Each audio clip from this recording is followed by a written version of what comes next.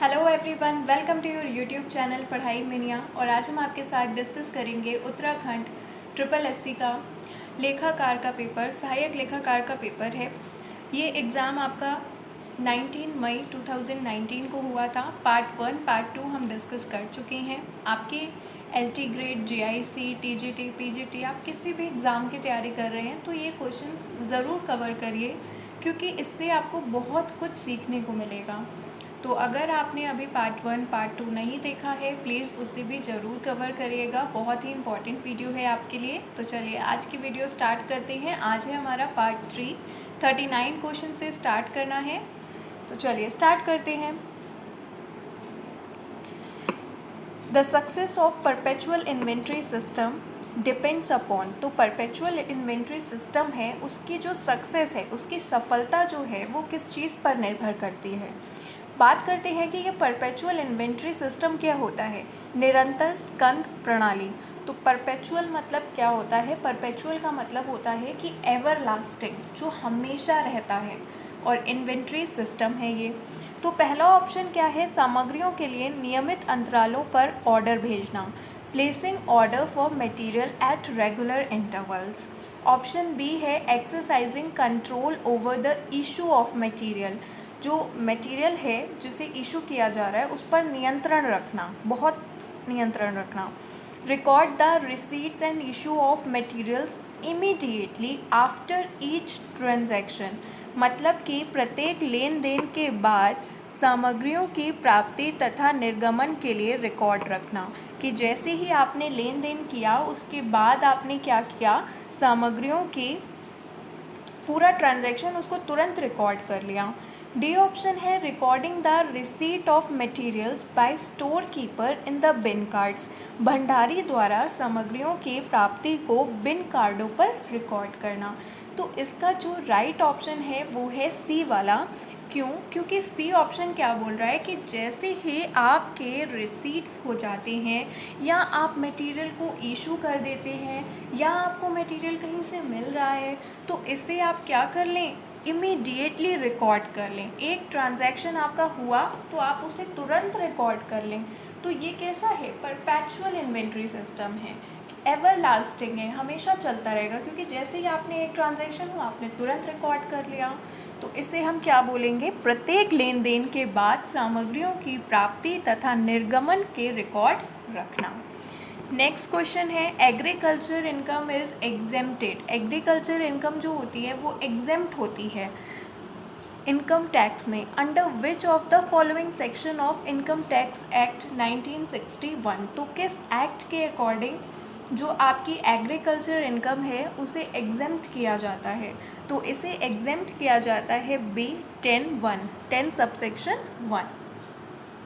तो आयकर अधिनियम 1961 की किस धारा के अंतर्गत कृषि आय को आयकर से छूट प्राप्त है? तो 10 सबसेक्शन 1। आगे बात करते हैं। जिस भी क्वेश्चन में एक्सप्लेनेशन होगी वहाँ पे मैं आपको खुद एक्सप्लेन कर दूँगी। Valuation of closing stock is to be made. अंतिम रहतिया का मूल्यांकन किया जाना चाहिए। तो अंतिम रहतिया का जो मूल्यांकन किया जाना चाहिए, ये तो बहुत बार रिपीट क्वेश्चन है और बहुत ही इजी है। कॉस्ट प्राइस और market price which ever is less. लागत मूल्य या बाजार मूल्य दोनों में से जो कम हो उस पे क्या करते हैं, हम क्लोजिंग स्टॉक को वैल्यू करते हैं। इसी में आपको एक और चीज़ ध्यान रखनी है कि क्लोजिंग स्टॉक का जो वैल्यूएशन होता है ये किस कंसेप्ट पे बेस्ड होता है? तो ये प्रूडेंस कंसेप्ट, जिसे हम और किस नाम से जानते हैं, जिसे हम कंजर्वेटिज्म कंसेप्ट के नाम से भी जानते हैं। इसके अकॉर्डिंग आपका जो वैल्यूएशन होता है क्लोजिंग स्टॉक का, वो इसके हिसाब से किया जाता है कि क्लोजिंग स्टॉक और market price which ever is less. Prudence concept क्या है कि आपको फ्यूचर में होने वाले लॉस को ध्यान देना है, फ्यूचर में होने वाले प्रॉफिट्स के बारे में नहीं सोचना है। चलिए next question.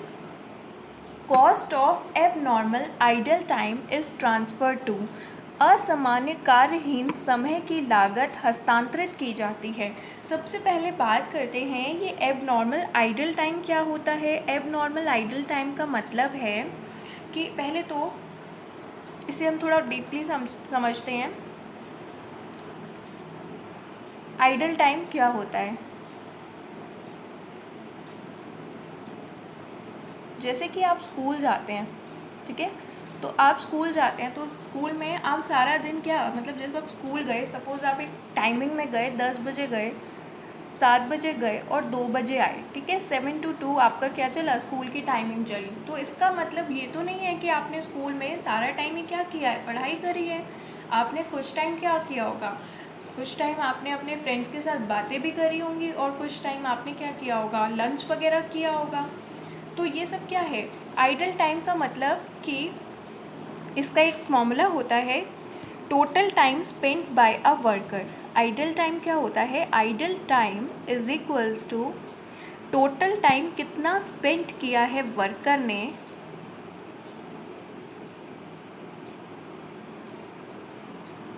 Minus actual time spent on production.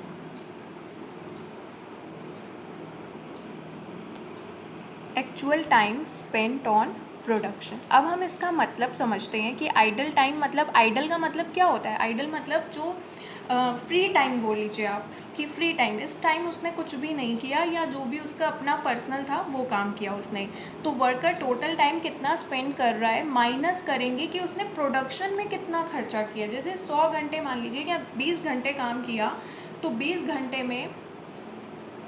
घंटे में वो 4 घंटे जो हैं उसने अपना काम किया, जो भी एक्स्ट्रा वर्क किया, मतलब बातें करी, खाना खाया, ब्रेकफास्ट किया, टी पी, तो ये सब क्या है, 4 घंटे क्या है, फालतू के हैं, है ना। तो ये क्या है, आइडल टाइम है। 20 में से उसने एक्चुअल टाइम प्रोडक्शन पे कितना दिया होगा, सिर्फ 16 आवर्स दिए होंगे। तो आइडल टाइम मतलब time spent by a worker minus actual time spent on production. अब एक होता है नॉर्मल आइडल टाइम और एक होता है एब नॉर्मल आइडल टाइम। अब इसे भी हम समझते हैं, नॉर्मल और एब नॉर्मल आइडल टाइम क्या होता है। नॉर्मल आइडल टाइम वो होता है जो आप कंट्रोल नहीं कर सकते हो। ये कैसा होता है, ये अनएवॉइडेबल होता है, इस पर आप कोई भी, इसे आप अवॉइड नहीं कर सकते हो। और एब नॉर्मल जो होता है इसे आप अवॉइड कर सकते हो। कैसे, जैसे कि कोई वर्कर है, अब वो अपने काम कर रहा है, तो ऑब्वियस सी बात है काम करने के बाद वो टी वगैरह तो लेगा ही लेगा, है ना, तो फिर ब्रेक वगैरह में तो जाएगा ही जाएगा। तो इसको आप कहाँ तक कंट्रोल कर लोगे, इसको आप बिल्कुल भी अवॉइड नहीं कर सकते। तो नॉर्मल आइडल टाइम को आप बिल्कुल भी कंट्रोल नहीं कर सकते हो। जैसे टी ब्रेक के लिए गया, लंच ब्रेक के लिए गया, या फिर क्या होता है कि पहले मशीन को थोड़ी देर चलाना पड़ता है ताकि उसको ठीक से काम किया जा सके उसमें। तो उसमें क्या होगा, वर्कर को थोड़ा टाइम तो आइडल बैठना ही पड़ेगा जब तक मशीन उस पोजीशन तक नहीं आ पाएगी, है ना। तो ये इसका एग्जांपल क्या है, जैसे टी ब्रेक हो गया और लंच ब्रेक, कुछ भी आप समझ सकते हैं। अब बात करते हैं एब नॉर्मल क्या होता है। एब नॉर्मल आइडल टाइम वो होता है जो अवॉइड किया जा सकता है, जिसको आप ठीक कर सकते हो। मान लीजिए कि बत्ती जो है, पावर जो है वो पूरी तरह फेल हो गया, तो अगर आपने कुछ ना कुछ इलेक्ट्रिसिटी सप्लाई के लिए कर रखे हैं इंतज़ाम, तो आपका ये एबनॉर्मल टाइम भी क्या हो जाएगा, अवॉइड हो जाएगा। तो इसके कारण क्या हो सकते हैं, इसके कारण हो गए जैसे कि मान लीजिए मशीनरी ही फेल हो गई, मशीनरी का पूरा ब्रेक डाउन हो गया। अब मशीनरी ख़राब हो गई है, ब्रेक डाउन हो गया है, तो वर्कर क्या करेगा, इसमें तो वर्कर की कोई गलती नहीं है। तो इसे आप खुद अवॉइड कर सकते हो। अगर आप सोचो कि आप इसे कैसे ठीक कर सकते हो, कि आपने एक और मशीनरी रखी हुई है तो आप उससे भी काम चला सकते हो। तो ब्रेक डाउन हो गया मशीनरी का, या फिर पावर फेलियर हो गया, और क्या क्या रीज़न हो सकते हैं कि मटेरियल की अवेलेबिलिटी नहीं है उस टाइम पे, तो आप पहले से ही क्या करो, मटेरियल को स्टॉक में रखो कि कहीं मटेरियल क्या हो, ख़त्म ना हो या नॉन अवेलेबिलिटी की सिचुएशन ना आ पाए। तो एब नॉर्मल आइडल टाइम को आप कंट्रोल कर सकते हो, लेकिन नॉर्मल आइडल टाइम को आप बिल्कुल भी कंट्रोल नहीं कर सकते हो। तो चलिए अब देखते हैं कि क्वेश्चन क्या कह रहा है। क्वेश्चन कह रहा है कि cost of abnormal idle time, असामान्य कार्यहीन समय, कार्यहीन मतलब इस टाइम आपने कार्य नहीं किया है, कार्य की हीन है मतलब कार्य की कमी है इस टाइम पे। तो इसे हम कहाँ पर हस्तांतरित करेंगे, इसे कहाँ पे ट्रांसफ़र करेंगे, तो इसे हम ट्रांसफ़र करेंगे कॉस्टिंग पीएल अकाउंट में, और किस साइड, इसे डेबिट साइड में ट्रांसफ़र किया जाएगा। तो ऑप्शन ए बिल्कुल राइट है, लागत लाभ हानि खाते को। नेक्स्ट क्वेश्चन है warehousing cost is a part of. तो वेयर हाउसिंग की जो कॉस्ट होती है वो किसका हिस्सा होती है? पहला देखते हैं ऑप्शन क्या है, production overheads, b administrative overheads, c selling overheads या डी डिस्ट्रीब्यूशन ओवरहेड्स। तो आप लोगों ने सेलिंग एंड डिस्ट्रीब्यूशन ओवरहेड्स एक साथ पढ़ा होगा, कई जगह हम लोग देखते हैं कि सेलिंग एंड डिस्ट्रीब्यूशन ओवरहेड्स। तो इसमें आज हम देखेंगे कि इन दोनों में आखिर डिफरेंस क्या है। हम लोग बहुत चीज़ें बस ऐसे ही माइंड में रख लेते हैं लेकिन उनको समझते नहीं हैं। तो आज इस चीज़ को समझते हैं कि सेलिंग और डिस्ट्रीब्यूशन ओवरहेड में क्या डिफरेंस होता है, फिर आपको आपके क्वेश्चन का आंसर भी मिल जाएगा। सेलिंग ओवरहेड वो खर्चे होते हैं जो आप सेल को इंक्रीज़ करने के लिए कर रहे हो। जैसे मान लीजिए आपने एडवर्टाइजमेंट करवाया, एडवर्टाइजिंग करवाई, शोरूम में आपने खर्चा करा, तो जो भी आपके शोरूम के एक्सपेंसेस हैं तो ये सब क्या है, सेल से रिलेटेड एक्सपेंसेस हैं, सेलिंग से रिलेटेड एक्सपेंसेस हैं। तो सेलिंग एक्सपेंसेस की अगर हम बात करें, सेलिंग ओवरहेड की, आपने सेल्समैन को कमीशन दी कि भाई सेल्स एक्स्ट्रा करो तब हम तुम्हें क्या देंगे, कमीशन देंगे। तो ये क्या है, सेल्समैन कमीशन हो गया, एडवर्टीजमेंट हो गया, शोरूम एक्सपेंसेस हो गए, ये सब आते हैं सेलिंग ओवरहेड्स में। अब बात करते हैं डिस्ट्रीब्यूशन की। डिस्ट्रीब्यूशन का मतलब क्या होता है कि जो हमारे कंज्यूमर्स हैं उस तक हम अपने गुड्स को पहुंचाएं। तो उस तक पहुंचाने तक आपको क्या करना पड़ेगा, तमाम खर्चे करने पड़ेंगे बीच में। जैसे कि वेयर हाउसिंग, आपको क्या करना पड़ेगा, कुछ गुड्स को स्टोर भी करके रखना पड़ेगा। तो वेयर हाउसिंग का मतलब क्या होता है, जब आप गुड्स को स्टोर कर रहे हो वेयर हाउस में, जैसे गोडाउन में रख रहे हो, तो वेयर हाउसिंग का कोई भी कॉस्ट आ रहा है। वेयर हाउसिंग में आपने इंश्योरेंस भी करवाया है तो वो भी इसमें आएगा। मतलब कि गुड्स को स्टोर करने की जो कॉस्ट है वो क्या होती है, डिस्ट्रीब्यूशन ओवरहेड आते हैं उसमें। जैसे पैकिंग करवाई, पैकिंग की जो भी कॉस्ट है वो भी आपकी क्या है, डिस्ट्रीब्यूशन ओवरहेड में आएगी। डिलीवरी की कॉस्ट जो है वो भी किस में आएगी, डिस्ट्रीब्यूशन ओवरहेड में आएगी। तो आई होप कि आपको अब अपने क्वेश्चन का भी आंसर मिल गया होगा कि वेयर हाउसिंग कॉस्ट किसका पार्ट है। तो वेयर हाउसिंग कॉस्ट जो पार्ट है वो है डिस्ट्रीब्यूशन ओवरहेड का, वितरण ऊपरी व्यय का। नेक्स्ट है इंडियन कॉन्ट्रैक्ट एक्ट कब अप्लाइड हुआ। तो इंडियन कॉन्ट्रैक्ट एक्ट अप्लाइड हुआ 1 सितंबर 1872 को। इसका राइट ऑप्शन है बी वाला, 1 सितंबर 1872 ईस्वी को भारतीय अनुबंध अधिनियम लागू किया गया। नेक्स्ट क्वेश्चन है annual value is determined under which section of income tax act. वार्षिक मूल्य का निर्धारण किस धारा के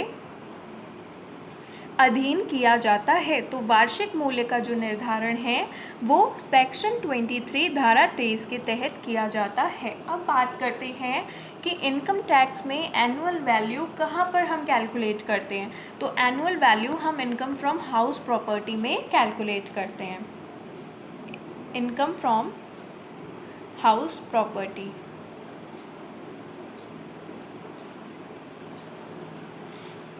तो इसमें हमें ग्रॉस एनुअल वैल्यू निकालनी होती है। इसको मैं आज सिर्फ आपको ग्रॉस एनुअल वैल्यू निकालना ही बताऊंगी। तो ग्रॉस एनुअल वैल्यू निकालने के लिए आपको कुछ चीज़ें चाहिए होती हैं, जैसे कि आपको चाहिए होती है फेयर वैल्यू,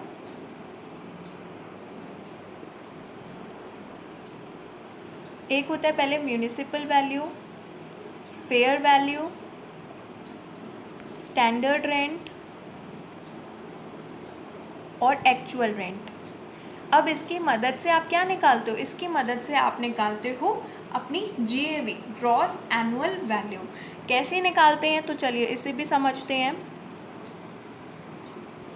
म्यूनिसिपल वैल्यू और फेयर वैल्यू को पहले हम कंपेयर करते हैं। म्यूनिसिपल वैल्यू क्या होती है, म्यूनिसिपल वैल्यू वो वैल्यू होती है जो म्यूनिसिपल अथॉरिटीज़ डिसाइड करती हैं। क्यों डिसाइड करती हैं, क्यों, क्योंकि उन्हें टैक्सेस लेने होते हैं। जैसे कि आपसे हाउस टैक्स लेना है, म्यूनिसिपल टैक्स लेना है, तो ये सब टैक्स लेने के लिए म्यूनिसिपल अथॉरिटीज़ जो वैल्यू डिसाइड करती हैं उसे हम क्या बोलते हैं, उसे बोलते हैं म्यूनिसिपल वैल्यू। बात करते हैं नेक्स्ट कि फेयर वैल्यू क्या होती है। फेयर वैल्यू मतलब कि आपका जो आपका जो हाउस है उसके जैसा ही सेम अगर किसी और का है तो उसका वो क्या रेंट पे कर रहा है, तो that is known as fair value. और स्टैंडर्ड रेंट क्या है, जो रेंट कंट्रोल एक्ट के अकॉर्डिंग डिसाइड होती है वैल्यू। और एक्चुअल रेंट मतलब कि जब आपने लेट आउट किया है, अपना घर किराए पर दिया है, तो आपको कितना रेंट मिल रहा है, that is known as actual rent receivable. तो म्यूनिसिपल और फेयर वैल्यू में जो हायर होता है हम उसे ले लेते हैं, जो भी वैल्यू क्या होगी, हायर होगी, उसे हम ले लेंगे। फिर इसके बाद आपकी यहाँ से जो भी निकलेगी उसे हमने माना ए। अब आप इस ए को किससे कंपैरिजन करोगे, ए और एस आर में जो भी क्या होगा, कम होगा, वो आप ले लोगे। फिर आप इस लोअर को जो भी आपने यहाँ पे कंसीडर किया ना, उसे हम क्या नाम देंगे, एक्सपेक्टेड रेंट का नाम देंगे। इस एक्सपेक्टेड रेंट को आप किससे कंपेयर करोगे, एक्चुअल रेंट से कंपेयर करोगे। एक्चुअल रेंट से कंपेयर करने के बाद अब जो हायर निकलेगा वो आपकी क्या बन जाएगी, वो आपकी GAV बन जाएगी, ग्रॉस एनुअल वैल्यू। एक बार फिर से रिकॉल करते हैं, इनकम फ्रॉम हाउस प्रॉपर्टी में हम GAV कैलकुलेट करते हैं। GAV कैसे कैलकुलेट करते हैं, म्यूनिसिपल वैल्यू और फेयर वैल्यू में कंपैरिजन करते हैं। म्यूनिसिपल वैल्यू क्या होती है, म्यूनिसिपल वैल्यू जो म्यूनिसिपल अथॉरिटीज़ डिसाइड करती हैं। म्यूनिसिपल वैल्यू और फेयर वैल्यू में विचएवर इज़ हायर, जो भी हायर होती है हम उसे लेंगे। फिर इसके बाद जो भी निकलेगा उसे हम स्टैंडर्ड रेंट से कंपेयर करेंगे और इन दोनों में जो कम होगा हम उसे लेंगे। फिर इसके बाद जो निकला उसे नाम दिया जाता है एक्सपेक्टेड रेंट का। फिर एक्सपेक्टेड रेंट और एक्चुअल रेंट में कंपैरिजन होगा और जो हायर होगा वो आपकी क्या बन जाएगी, GAV बन जाएगी। चलिए नेक्स्ट क्वेश्चन 46, बैलेंस शीट क्या डिस्क्लोज करता है, तो बैलेंस शीट आपका डिस्क्लोज करता है financial position of the business. व्यवसाय की वित्तीय स्थिति के बारे में कैसे पता लगेगा, बैलेंस शीट के थ्रू पता लगता है। Which of the following changes, किसमें चेंज करने की वजह से आपका जो कैश है ऑपरेशन से वो कम हो जाएगा। कैश फ्रॉम ऑपरेशंस मतलब ऑपरेटिंग एक्टिविटीज़ से जो आपका कैश आ रहा है वो कम हो जाएगा। तो पहला ऑप्शन है increase in the value of stock, decrease in the amount of temporary investments, increase in the amount of creditors. अगर आपके क्रेडिटर्स बढ़ जाएंगे तो आपका क्या हो जाएगा, कैश फ्रॉम ऑपरेशंस डिक्रीज हो जाएंगे, क्योंकि अब आपको पैसा क्या करना पड़ेगा, देना पड़ेगा, आपके पास से जाएगा, तो इस वजह से कैश फ्रॉम ऑपरेशन डिक्रीज हो जाएगा। इसका राइट ऑप्शन क्या है, c, increase in the amount of creditors. Next question है रिस्पॉन्सिबिलिटी अकाउंटिंग किसका पार्ट होती है, तो रिस्पॉन्सिबिलिटी अकाउंटिंग पार्ट होती है मैनेजमेंट अकाउंटिंग का, प्रबंध लेखांकन का। नेक्स्ट क्वेश्चन है इनपुट इन अ प्रोसेस, एक प्रोसेस है, प्रक्रिया में 2000 इकाइयाँ लगाई गई। इनपुट कितना दिया गया, 2000 दिया गया। नॉर्मल लॉस कितना हुआ, सामान्य हानि कितनी हुई, 10% की हुई। फिनिश्ड आउटपुट इन प्रोसेस, जो यदि प्रक्रिया में निर्मित उत्पादन 1900 यूनिट्स का है तो क्या होगा, क्या आपको एबनॉर्मल लॉस होगा, नॉर्मल गेन होगा, नॉर्मल लॉस होगा या एबनॉर्मल गेन होगा 100 यूनिट्स का। तो चलिए हम देखते हैं इसको। सबसे पहले हम निकालेंगे नॉर्मल लॉस। नॉर्मल लॉस आपको दिया हुआ है 2000 इंटू 10%, तो 2000 का 10% कितना आ जाएगा, 200 यूनिट्स। फिर इसके बाद हम क्या निकालेंगे, एक्चुअल लॉस। तो एक्चुअल लॉस कितना आएगा, एक्चुअल लॉस आपका आएगा 2000 आपने इनपुट दिया और आउटपुट कितना आया, आउटपुट आया आपका 1900 यूनिट्स। तो आपका एक्चुअल लॉस कितना है, 100 यूनिट्स। अब आपको बताना है कि आपको नॉर्मल गेन हो रहा है, एबनॉर्मल गेन हो रहा है, क्या हो रहा है। देखिए आपका नॉर्मल लॉस कितना था, 200 यूनिट का, और एक्चुअल लॉस कितना है, 100 यूनिट का। तो इसका मतलब आपको क्या हो रहा है, actual loss minus normal loss. वास्तव में जो लॉस हुआ है वो कितना है, 100 यूनिट्स का है, जबकि नॉर्मल लॉस कितना है 200 यूनिट्स का है। तो इट मीन्स आपको क्या हो रहा है, आपको एब नॉर्मल गेन हो रहा है 100 यूनिट्स का। तो 100 इकाइयों की असामान्य बचत हो रही है। तो इसका राइट ऑप्शन है डी, 100 इकाइयों की असामान्य बचत। Which of the following is not an accounting concept, इनमें से कौन सा लेखांकन की अवधारणा नहीं है। मैचिंग कंसेप्ट क्या है, मैचिंग कंसेप्ट ये कहता है कि जो आपके रेवेन्यू है वो किससे मैच करने चाहिए, एक्सपेंसेस से मैच करने चाहिए। ये कौन सा कंसेप्ट बोलता है, मैचिंग कंसेप्ट के अकॉर्डिंग आपके रेवेन्यू एक्सपेंसेस के इक्वल होने। और अगर हम इस बारे में बात करें तो ये कंसेप्ट कहाँ पर फॉलो किया जाता है, मैचिंग कंसेप्ट का ये फॉलो किया जाता है जब आप क्या बनाते हो, फाइनेंशियल स्टेटमेंट्स को बनाते हो, तब आपका कौन सा कंसेप्ट यूज़ होता है, मैचिंग कंसेप्ट यूज़ होता है। फिर बात करते हैं डुअल एस्पेक्ट कंसेप्ट की। तो डुअल एस्पेक्ट या फिर इसे डुअलिटी भी बोला जाता है। इस कंसेप्ट के अकॉर्डिंग हर ट्रांजैक्शन का क्या होता है, एक डेबिट होता है और एक क्रेडिट पक्ष होता है, और ये दोनों अमाउंट्स क्या होनी चाहिए, डेबिट क्रेडिट की इक्वल होनी चाहिए। तो हर ट्रांजैक्शन जो होता है वो दो एस्पेक्ट को अफेक्ट करता है, एक डेबिट और एक क्रेडिट। फिर बात करते हैं true and fair concept. True और फेयर कंसेप्ट तो कुछ भी नहीं होता, बल्कि ट्रू एंड फेयर हम कब सुनते हैं, जब हम बैलेंस शीट बनाते हैं कि फाइनेंशियल स्टेटमेंट आपकी ट्रू और फेयर पिक्चर रिप्रेजेंट करें। तो ये कोई कंसेप्ट नहीं है। तो इसका राइट ऑप्शन क्या है, सी वाला, ट्रू एंड फेयर कंसेप्ट। अब बात करते हैं गोइंग कंसर्न कंसेप्ट की। तो गोइंग कंसर्न कंसेप्ट क्या है, गोइंग कंसर्न कंसेप्ट का मतलब है कि जो भी आपका बिजनेस है उसकी जो लाइफ है वो थोड़ी इनडेफिनिट पीरियड के लिए होती है। और इंटेंशन ऐसा नहीं होता कि अगर हमने बिजनेस आज शुरू किया है तो कल हम उसे बंद कर देंगे। तो लाइफ थोड़ी सी स्टेबल होती है, इनडेफिनिट पीरियड तक चलती है। तो इस वजह से जो गोइंग कंसर्न कंसेप्ट है उसके अकॉर्डिंग आपका जो बिजनेस है वो कंटिन्यू रहेगा इनडेफिनिट पीरियड तक। Which of the following is not included in owned funds. एक होते हैं ओन्ड और एक होते हैं बोरोड फंड्स, ठीक है। तो कौन सा स्वामित्व कोष के अंतर्गत नहीं आता है, पहला है इक्विटी शेयर्स, तो समता अंश, फिर है प्रेफरेंस शेयर्स, पूर्वाधिकार अंश, फिर है प्लगिंग बैक ऑफ प्रॉफिट्स, या D financing through public deposits. तो इसका जो राइट ऑप्शन है वो है D, financing through public deposits.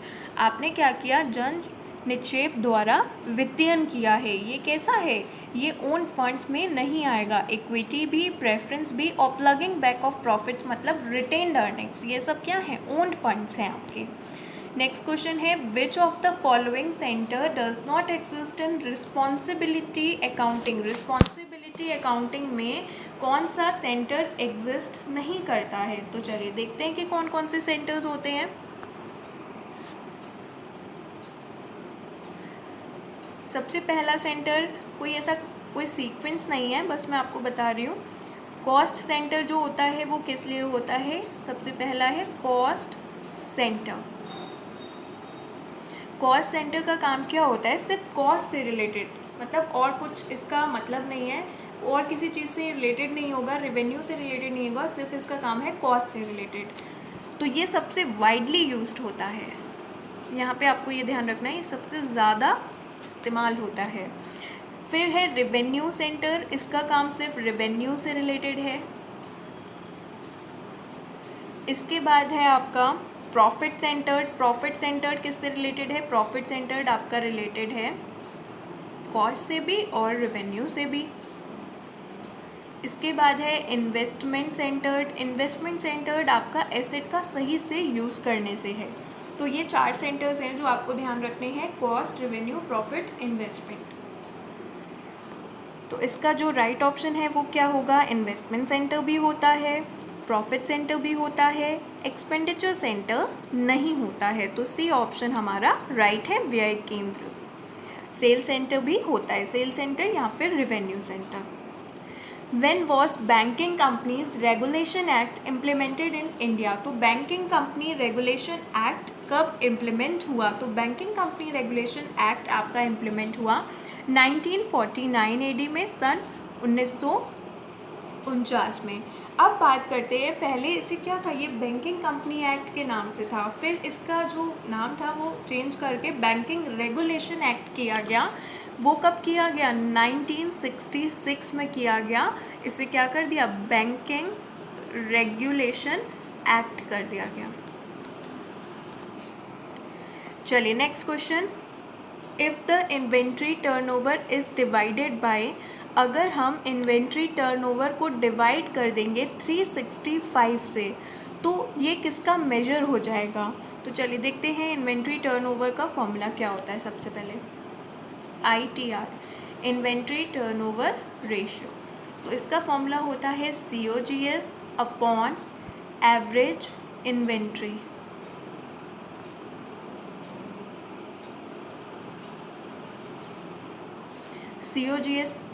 COGS upon average inventory. Average inventory कैसे कैलकुलेट करते हैं, एवरेज इन्वेंट्री कैलकुलेट करने का जो तरीका है वो है opening stock plus closing stock upon 2।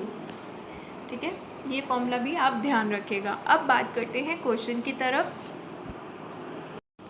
चलिए तो अब देखते हैं, if the ITR is divided by, अगर हम इन्वेंट्री टर्नओवर रेशियो को किससे डिवाइड कर दें, 365 से डिवाइड कर दें, तो आपका कौन सा मेजर निकलेगा, तो आपका मेजर जो निकलेगा वो निकलेगा एवरेज एज ऑफ इन्वेंट्री, स्कंद की औसत आयु।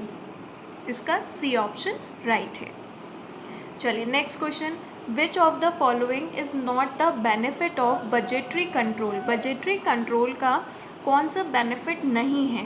ये हेल्प करता है कोऑर्डिनेशन में, तो बिल्कुल कोऑर्डिनेशन में बहुत हेल्प करता है, समन्वय में मदद करता है, मार्केट सेगमेंटेशन में एड करता है, बाजार विभक्तीकरण में सहायक होता है।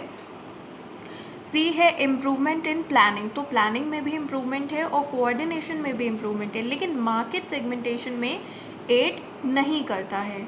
ठीक है, तो इसका जो राइट ऑप्शन होगा, वैसे तो नन ऑफ द एबव भी होना चाहिए क्योंकि मार्केट सेगमेंटेशन में जो एड है मेरे हिसाब से ये होना चाहिए। अगर आपको ये लगता है तो ठीक है, आप भी बताइएगा कि इसका क्या होगा ऑप्शन। चलिए नेक्स्ट क्वेश्चन की तरफ चलते हैं। इक्विटी शेयर होल्डर्स क्या होते हैं, तो equity shareholders are owners. Equity shareholders क्या होते हैं, ओनर्स होते हैं। डिबेंचर होल्डर्स क्या होते हैं, क्रेडिटर्स होते हैं। ये भी बहुत बार पूछा जाता है, तो debenture holders creditors, equity share holders owners होते हैं। इक्विटी शेयर होल्डर्स ओनर्स तो होते हैं, रिस्क भी ज़्यादा बियर करते हैं, सबसे ज़्यादा रिस्क ये लेते हैं, ये मैनेजमेंट में भी पार्टिसिपेट करते हैं, कंट्रोल है इनके पास, ओनर्स हैं तो ऑब्वियसली बात है रिस्क बियर सबसे ज़्यादा ये करते हैं, अफेयर्स को कंट्रोल भी करते हैं, और इनके पास क्या होता है, वोटिंग राइट भी होता है। सबसे ज़्यादा रिस्क क्यों बियर करते हैं, क्योंकि इनको जो डिविडेंड मिलता है वो सर्टेन नहीं होता, वो फिक्स रेट में नहीं होता। अगर वो प्रेफरेंस को देने के बाद कुछ बचता है डिविडेंड तो वो इनको दिया जाता है। ठीक है, तो इनके पास वोटिंग राइट भी होता है। तो आज हम इतने क्वेश्चंस डिस्कस करेंगे, फिर आपके साथ पार्ट 4 में आगे और क्वेश्चंस कवर करेंगे। अगर आपको वीडियो पसंद आई हो तो प्लीज़ लाइक करिएगा and thank you for watching the video.